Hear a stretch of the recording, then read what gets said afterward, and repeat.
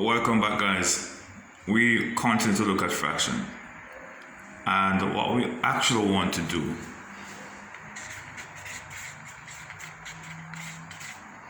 still looking at fraction, right? What we want to do is to subtract mixed number. I've made a video, I made quite a few videos on subtracting fractions. What we want to do is to subtract mixed numbers. Right, before you get scared, you first need to just know the steps. Because what I find with some persons is that the moment they see the mixed number, they believe they need to turn it into an improper fraction. And that is not correct. That is when you're multiplying fractions. You do that.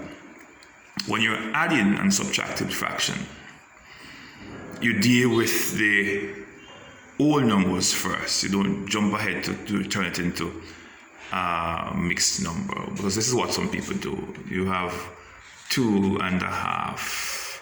They jump ahead to say 2 times 2 equals 4 plus 1 to 5 over 2, and they turn it into an improper fraction to continue their working. That's when you're doing multiplication. We're not doing multiplication. The rule changes when you're doing multiplication. When you're doing addition and subtraction of fraction,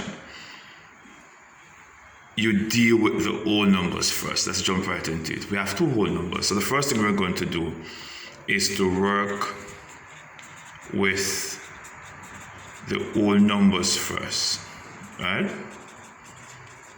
And we have two whole numbers, 9 and 4. They are whole, they're not a fraction, they're whole numbers. 9 minus 4 gives us 5. And leave it right there. Then we're going to deal with the fraction.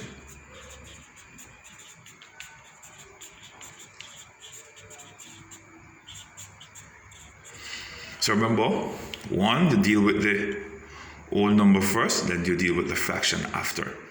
All right, the two fractions we have are what? 4/5 minus 1/5.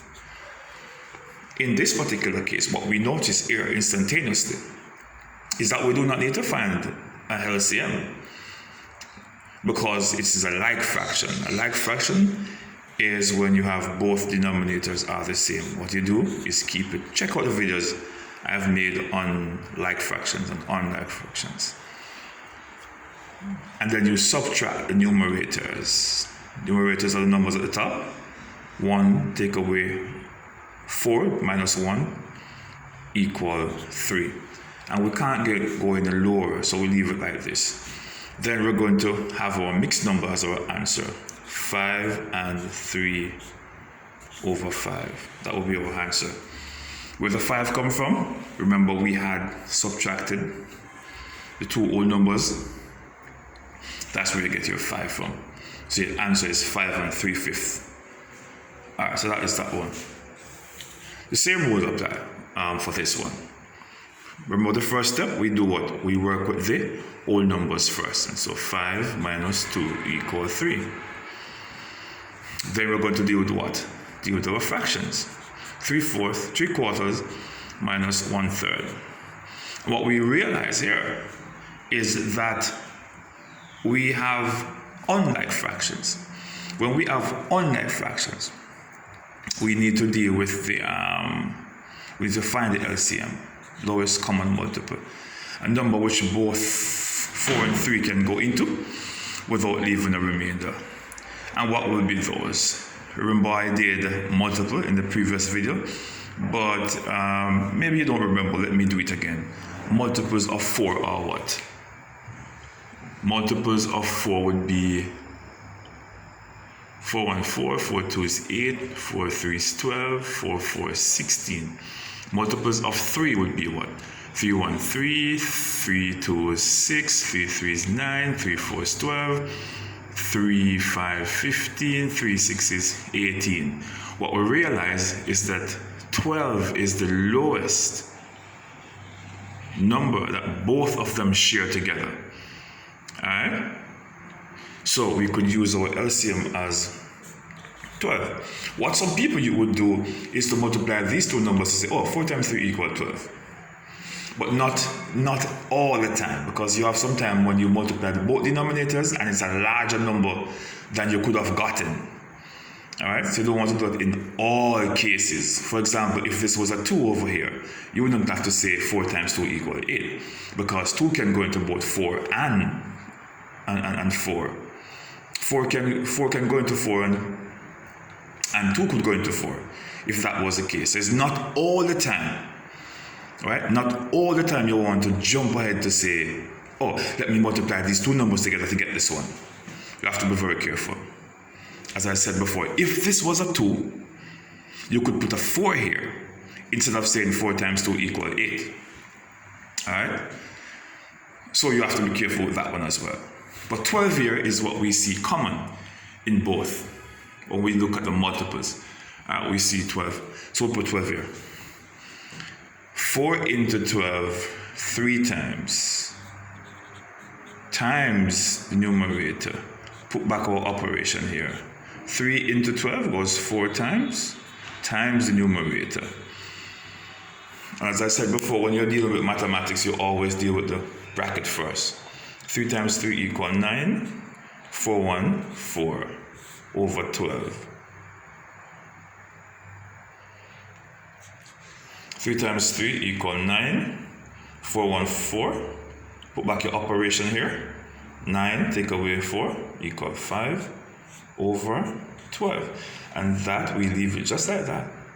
Cannot go any lower. We can't find any number except for 1, which can go into both without leaving a remainder. So we leave it just like this. Alright? And remember, we had a 3 up here when we subtracted all whole numbers in the first step.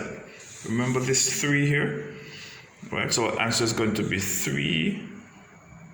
Let me write my 3 properly. 3 and 5, 12. That is going to be my answer there.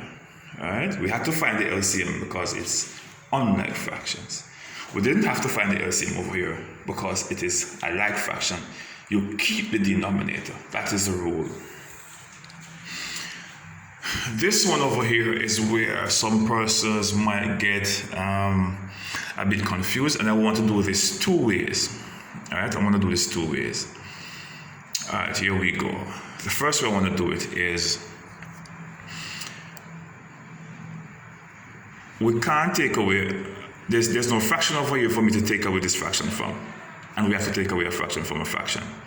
Alright, here we have 2 whole numbers. So the first thing I'm going to do is to take away 1 from the 8, leave 7. This 1, right, I'm going to work with this one later on. Alright, so 8 minus 1, 7. Alright, this 1, I'm going to create a like fraction which is going to be equal to 1 over on this side. I'm going to create a like fraction which is going to be equal to 1. You might hear some people say that you split up this 1 into the amount of pieces that the denominator over on this side has. What we're going to do really is to create a like fraction with the same denominator, and it should equal to 1. And if the denominator is a particular number and you want it to equal to 1, the numerator has to be the same number. Alright, so we have 7 here. Alright, now we have 7 and we want to create a like fraction. The like fraction we want to create, the denominator is going to be 8. And we want it to equal to 1, so we have to put 8 over 8. And we're going to do subtraction, 6 and 3, 8. 6 and 3, 8. The reason why we had to do this step first, because you might be wondering, in the other case over here, I only subtract 5 from 2, 2 from 5, and 3, and that was my answer down here. And you may be wondering why it's different this time. It is different this time because I'm trying to create a fraction over here, which I can use to work with this fraction over here. And in order for me to do that, I had to create a fraction here, which is a like fraction, and upon it I put 8 because I want it to be equal to 1. 8 over 8, 8 into 8, 1, 8 into 8, 1, 1 over 1, and the number upon 1, you write the denominator as a whole number. If it was 4, it would have been the same thing, equal to 1. 5 over 5, equal to 1. And the number upon itself is going to be equal to 1. That would account for this one. So 7 plus 1, 7 minus 6 equal 1. We're going to need this 1 later on. Alright? Now what we have here is a like fraction. 8 over 8 minus 3 over 8. It's a like fraction, so all we need to do is to keep the denominator, and we subtract these two, we get 5. So my answer now is going to be this one and 5/8. Now, there's another way we could do it. I want to show you that way as well. But I do not want you to confuse both of them. Let me write about the fraction over here. 8 minus 6 and 3/8.